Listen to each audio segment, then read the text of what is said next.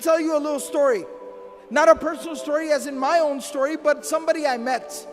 I was talking about this one time in the khutbah of Jumu'ah, Friday khutbah in a community in the States. Afterwards, a brother, he came up to me. And you know, sometimes people just have that look in their eye. They have that look in their eyes like they have a story to tell. He had that look. And he walked up to me and he said, brother, what you just talked about really personally hit home for me. And I talked about the death of Khadija, the death of Abu Talib. Such a serious thing. So I said, please tell me, how did it hit home for you?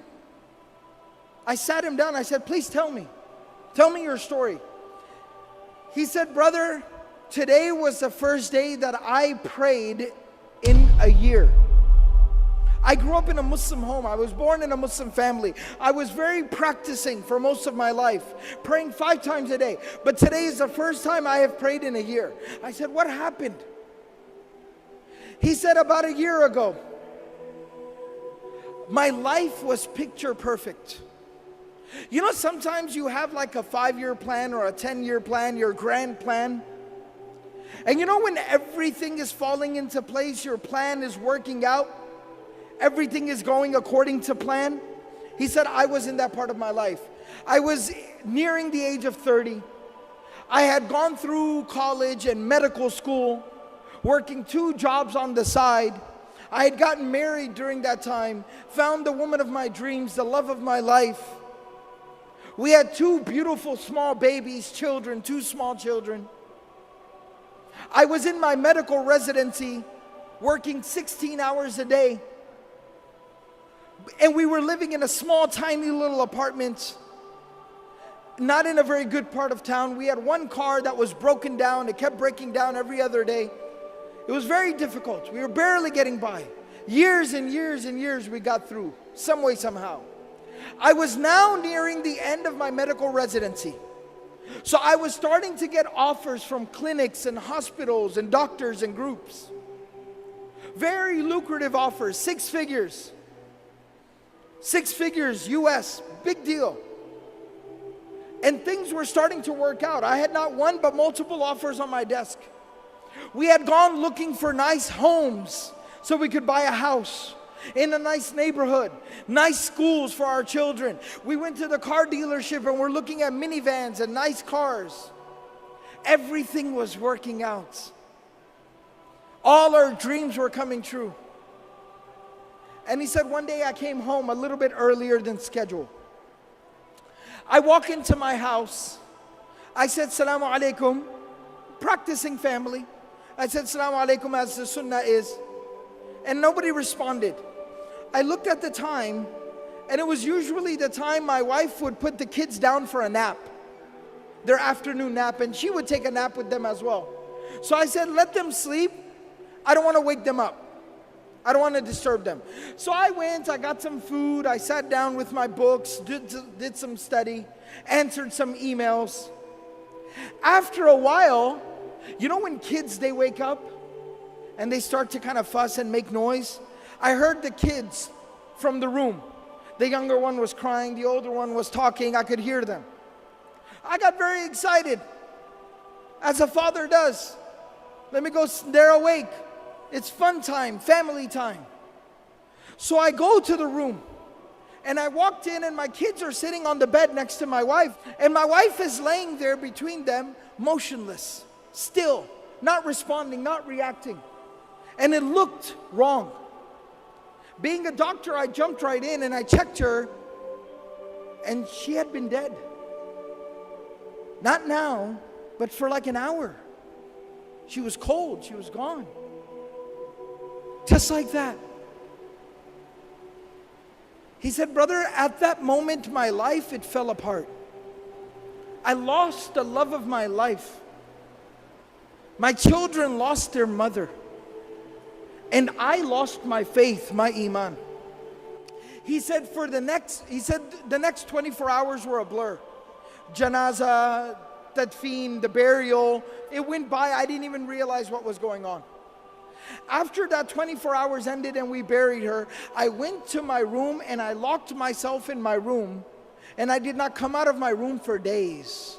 I kept the lights off and I just laid in my room and stared at the ceiling. I did not hold my own children in my own hands for the next few days. My mother and my brother were taking care of my babies. I didn't know what I was supposed to do. After a few days, I crawled out of bed. I reconnected with my children. I tried to get back to work, figure out how am I supposed to work and take care of my kids. My mother and my brother, they helped me so much. Slowly but surely, over the weeks and the months, I put my life back together again. I got back to work. I figured out the schedule for the children. And I started figuring things out, but there was one thing that was still missing. One thing I could not figure out. One thing I could not solve. My iman was gone. My faith had been broken. I stopped praying. I no longer had faith. I was struggling. And he said, my brother, who wasn't just somebody who just showed up and just told me what to do. You know, some people, when they give advice, they're never there for you. They never help you. They don't support you. They just show up and tell you what to do. My brother was not like that. He looked after my kids. He stayed awake with my babies when I had to go to the hospital for a call. He's somebody who took care of me and my kids. I respect him. I love him. And he's very pious, very righteous. He prays. He kept telling me every single day, brother, come on, you need to pray. Brother, come on, you need to pray. But I kept resisting and refusing.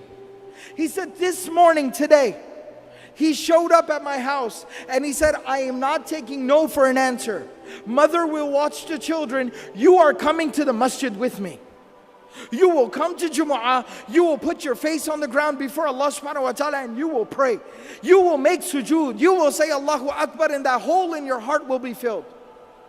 And he said, and I came to the Jumu'ah, the Friday prayer, I heard the khutbah and you were telling the story of the Prophet ﷺ, how he lost the mother of his children, how he lost the love of his life. And I found the answer to my question. It made sense to me again. Think about this. After going through so much tragedy, how does somebody continue?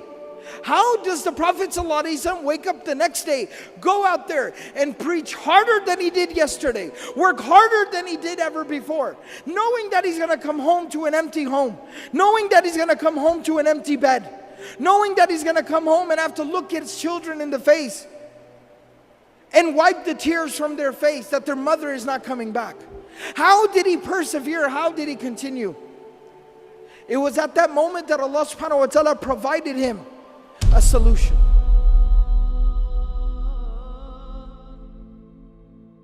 Allah subhanahu wa ta'ala took him on the most miraculous journey any human being has ever experienced.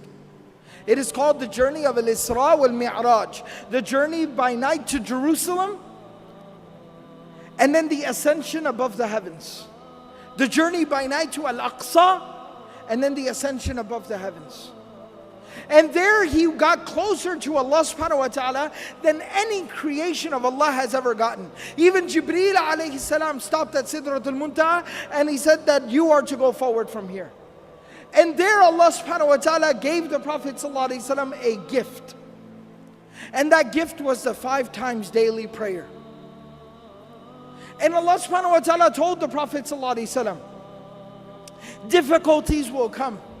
Adversity will knock your door. Tragedies will befall you.